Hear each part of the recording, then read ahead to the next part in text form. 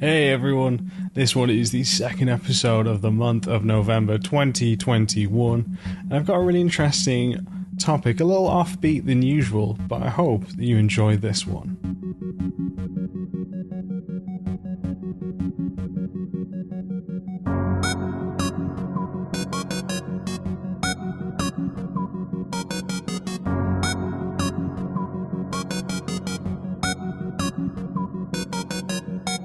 Hey everyone, I hope you're well, playing on and making the games that you all love. I hope you're having a great day, evening, or night, whenever that you are listening to this podcast. I appreciate the time that you spend on here, and thank you. And as I said, I hope all you and your loved ones are safe and all doing well. This one here is going to be a little bit different.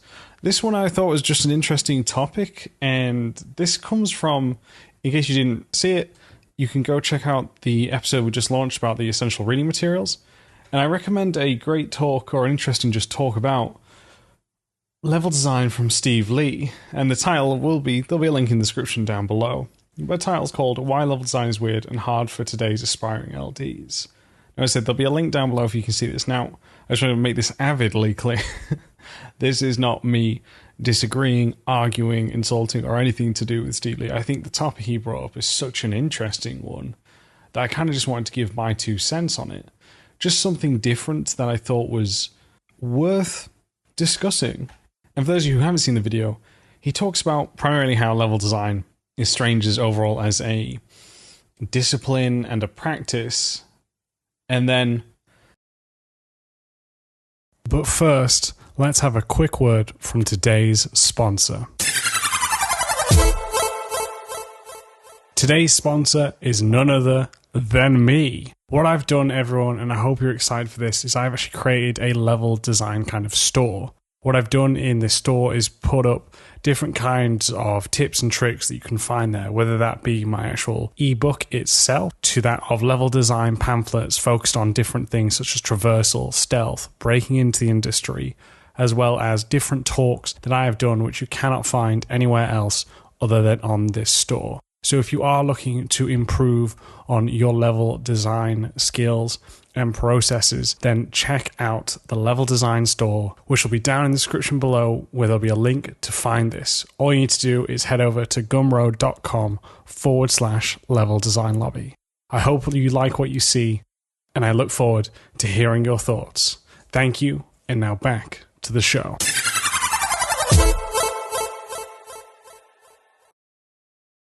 Modding has been removed, but is this more challenging for LDs now because of the fact that you don't have, in compared to modding, you had a lot of the tools or gameplay mechanics available for you to use?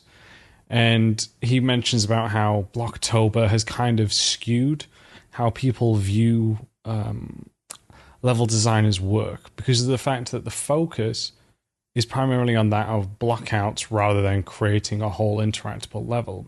And this is kind of where I want to come in and give my 2 cents. Again, this doesn't mean that I am right, doesn't mean that Steve is wrong, just means this is my perception, my kind of thoughts, because when I was coming through university and that, the modding scene was kind of on its way out already.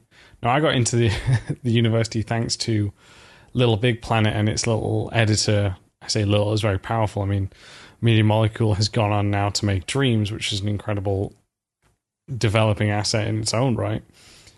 And it was because of that I actually got into Teesside University, because my art was awful. That's why I'm not an artist. I struggle to draw stickmen. But the fact that I had a playable space that people could jump on, again, only if you had Little Big Planet though, but I took screenshots and walked through the level. Like, I had interactable elements of the player jumps across, something goes on fire, you can interact with objects. But that's why my opinion of modding, it's not a bad one. I don't have anything. I think there's been incredible people I work with and look up to who started in the modding scene, but just noticing how it has changed. But the one thing that I'll say about modding, which I think is a bit of a detriment, and this isn't against anyone who uses any modding, I know there's people still now doing great Skyrim mods. I think Far Cry 5, the latest, I don't think it was the latest, Doom 2016, had some modding engines for it. But basically, They, in my opinion, and sometimes I don't know if this is true, this is just from what I've seen from people who use it, I think it almost encourages the users to focus more on environment art than on blocking out. And I know Stephen Lee mentions that it's more skewed to blockouts right now, and I agree with that.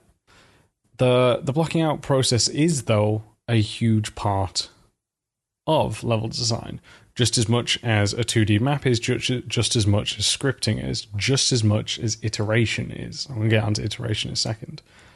The thing that I worry about with people when they mod is they get distracted, and I get why, it's fun, dressing up the scene, dressing up the area. So I don't think it's bad to necessarily call anyone out for doing blockouts, but it brings up a great point by Steve. Was he mentions that a blockout to him just feels like a half-done environment. I don't agree with that. The thing is how do we show our work, right? How do we show our design intent? And this is something that even as professionals, I don't think we've gotten right. It's only in recent times that we've actually been allowed to show blockouts. Because for most people, they are the ugly duckling of game development. Maybe programming might be to the general masses. That's not an insult on my programming brothers and sisters. But it's one that's only just being seen now, right? And he mentioned Blocktober, what Michael Barkley and many others have done, is that Blocktober started off as more of a celebration of the process, more of a, look, this is how levels that you love start. And I think that's a huge thing to remember, and Steve's bang on with that. But I do think it's how we show the blockouts. I don't know the best way to do it still, because I think having GIFs is great, because Steve's right. A picture doesn't just tell us the whole design intent, but I think it's figuring out how do we show that. Videos are great, GIFs are great as well. I recommend doing that. But we can show it through pictures.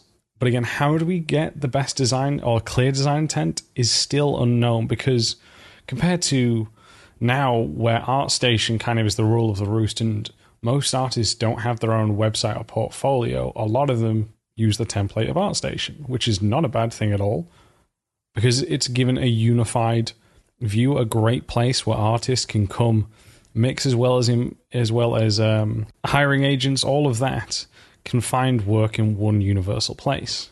Level design, we don't have that. As I said, we're only just talking about blockouts now, which was, I think when Blocktober started was 2017. So that's only going 3 to 4 years. I could be wrong with the time on that one. And then how do we show it? You'll see, and this is what I think is great. I love all the images from Naughty Dog or Sony Santa Monica. Their stuff is incredible. Like their blockouts are so beautiful. It's very clear what everything is, right? A lot of time has gone into it. But a lot of the shots, again, just look more like, how do I say, great art pieces. You know, I've played all the games, so I know what's happening. But for someone who might not, they might not know that. Now, I tried to do stuff with my Cyberpunk blockout images where I had different paths highlighting, kind of different routes that you could take. The issue with that, though, and again, this isn't me, I'm saying that I got it right and figured out, because I don't.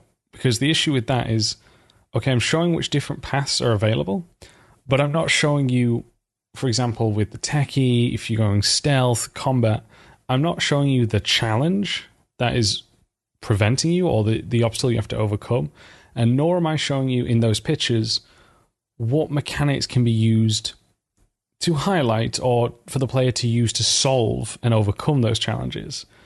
So that's really hard as well to get through an image. I mean, maybe you want to get some icons and place them over it. I think those can help. Color coding is a great one to make it look less environment art style, because it's communicating some form of design. So I think there's still a lot for us to figure out, not just as people aspiring to get into the industry, but also us as a whole industry itself, right? Because it's a tough one to show. And I agree with Steve, right? You should be making fully playable levels. However, I'm going to tell you now honestly, Do you think the people who are going to hire you are going to, one, play the level, or two, watch your design breakdown? Because you can play through it, and that's great, and that maybe might be 5 to 10 minutes. Now do a full deep dive design breakdown, which could take 15 to 30 minutes, where you're breaking down all the elements of that, right? So that becomes something that people aren't going to spend the time in when there's hundreds, if not sometimes thousands of applicants. So that's, again, a tough thing to balance. Now, I recommend for anyone who is wanting to show off the best work is the more detail, the better. And why I say that is it's not always the best level that gets through or picked from my experience. It's the one that shows their design thought and process is the one that normally gets through to another stage. And if you have that 30-minute video or your page filled with details, you have all that information there, but they may not read it all, but you've given them the option to see more if they want to. Simplifying it, I think, can, and to echo Steve's point, can make you just focus on a certain element when Steve is so bang on. There's so much that goes into a level, right? If we just talk about the whole pipeline, and we're not even talking about the other disciplines that come together and help us make incredible spaces. We're just talking from an LD perspective. You have that of your whole paper design, reference gathering, 2D or like early block out to just get it across. You then have to block it out, add the gameplay, play test, and make sure it works, right? And so that's a whole long session to get all that information in and to also keep yourself motivated. I think the truthful unspoken word that no one is talking about when I see this stuff be discussed is iteration. No level is built correct the first time. It just isn't.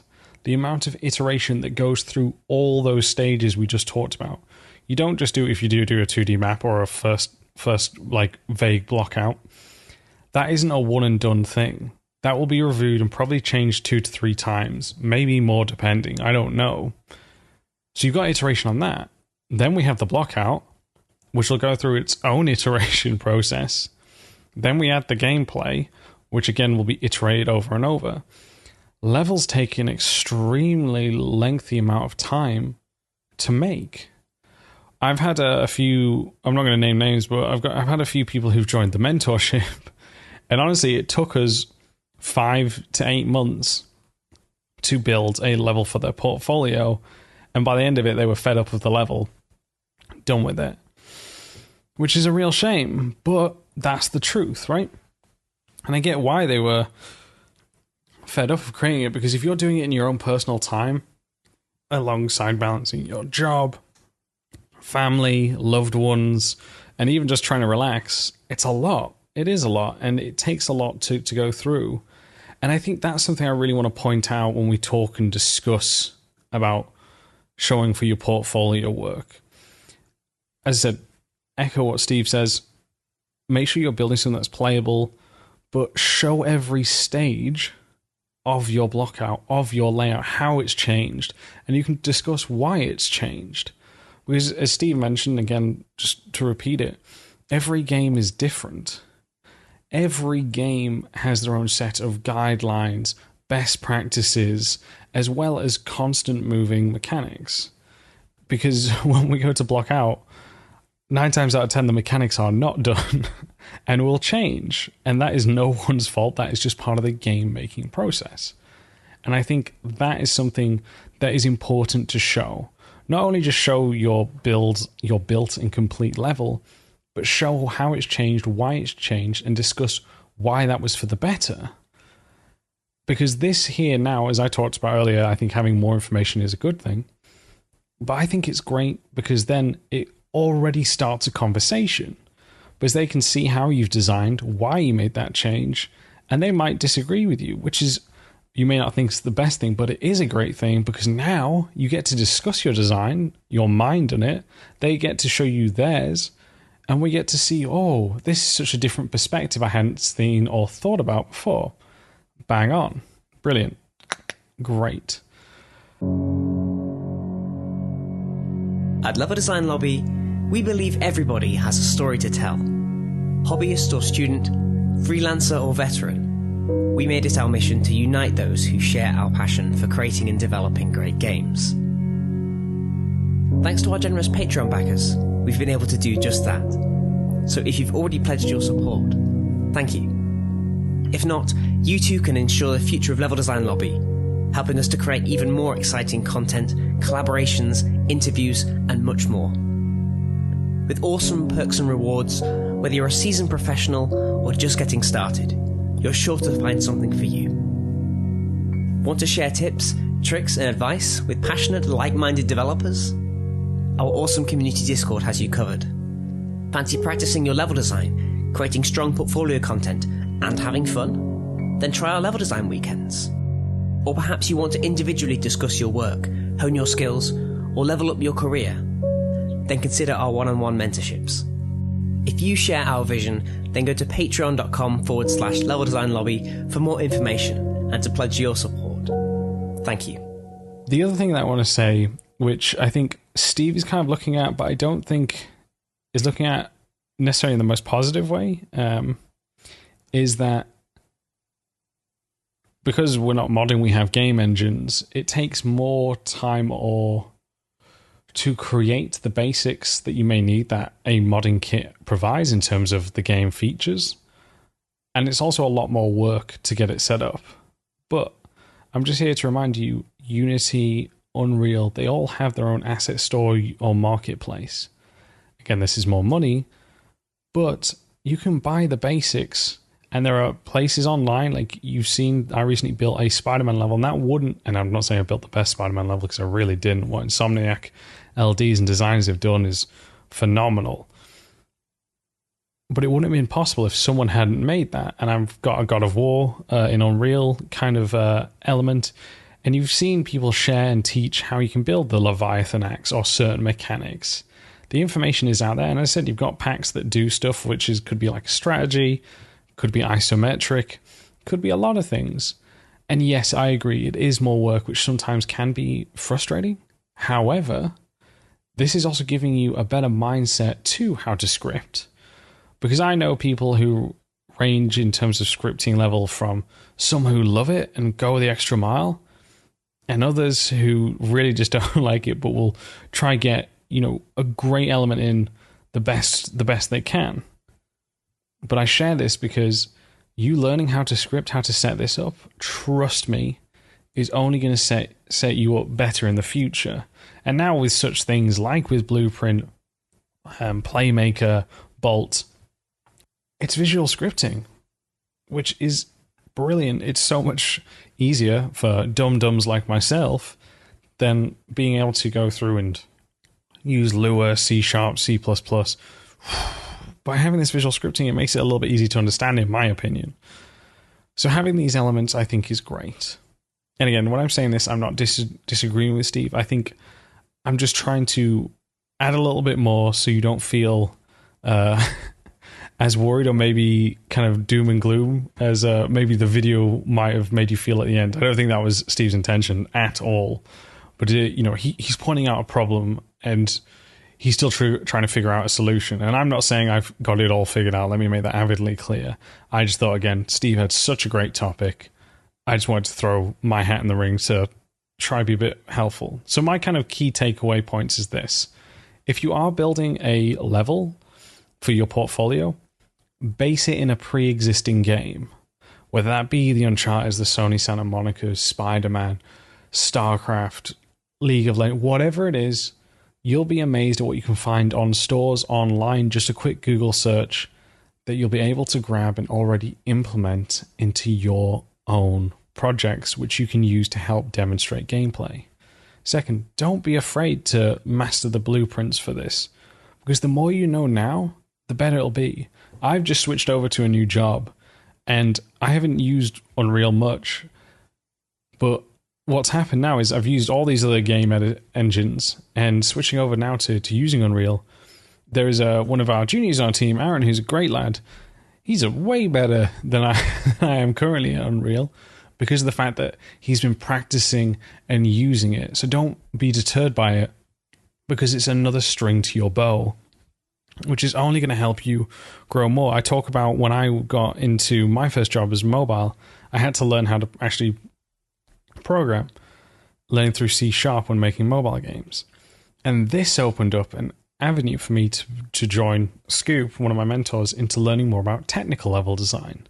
All because at the start, and I remember calling my dad being like, I'm going to get fired. I don't know enough. And my dad is a programmer. And if it wasn't for him saying, no, we'll be fine, and me getting that time to learn and study from incredible other people, I made it. And in terms of when I made it, I mean, as in, I got to learn this. It was a string of my bow, and it gave me an opportunity that I didn't see coming years down the line. The third thing is, so just to recap the two. One is put the constraints on the game itself. Don't make a brand new game. Base it in an already pre-existing game. Then you can go through and actually set up your own limits, base it on a pre-existing game, and everyone will instantly understand the level, and you don't have to spend time explaining it. Second thing is, remember, don't be afraid of blueprints or getting the extra knowledge in this, because this can help you further down the line. The next one is, when you're presenting your portfolios, make sure that you're able to show your design process, whether that comes through a playable demo, video, GIFs, or if you do have images, using some form of icons to help sell your design process, the design behind the image. As Steve said, and I agree with, don't just take a pretty screenshot. Try sell in those screenshots what's happening, what's going on in here, so that people understand this a lot better. I think the next thing is, when you're building your portfolios, don't hesitate from the details. In my opinion, and again, this is just my opinion, I think having more detail in your work is always going to help you than hinder you. Because even if someone doesn't look at it as long as we would like them to, that's the shame of portfolios, you having more information is only going to make you look, one, professional, two, provide more questions in terms of communication when they want to get to know you better. And then finally, portfolios, show your iterations, show why it has changed, what's made you rethink these areas. Because again, iteration seems to be the word that no one wants to mention when it comes to level design, but it is such an important part. So I hope that has helped. As I said, Steve, if you haven't seen it already, Steve's got a great video talking about this. Great stuff he's already done. I just wanted to throw, like I said, my 2 cents into the ring, just so we can talk about it. I would love one day, and I don't think it's coming anytime soon, but I would love for us as LDs, I mean, there isn't the High Council of Designers or anything, but to come together and try to think about how best to show work. Because the other thing with portfolios, which is a bit of a shame, and this is a different topic for another time, but just kind of a hint is, you build this portfolio and you still have to do tests, even after years in the industry. And then it kind of almost makes it feel like portfolios might be a little bit redundant, right? So it's a bit of a shame with that. But again, my point when I'm saying that is, but if you build your portfolio as strong as possible to show these elements, to show you've iterated your design intent, you're going to stand out. So those are my thoughts on it. I don't think they solve everything, but I do believe that they will hopefully be useful thoughts. And again, add some extra pizzazz for you all to be inspired by. So I hope it helped. Thank you again to Steve for bringing up such a great topic. If he does listen to this, Steve, mate, love to know your thoughts. Maybe we can have a chat sometime and really just discuss more about it, mate. I'd love to do that. And for anyone else, if you do want to reach out to me, please feel free to do so on Twitter. That is @MaxPairs. If you do want to email into the show, you can do so at leveldesignlobby@gmail.com. If you want to support the show to make sure that we constantly keep up the quality, please head over to patreon.com/leveldesignlobby. Thank you all. I appreciate you. Enjoy the rest of your day or week. And I'll catch you all next time.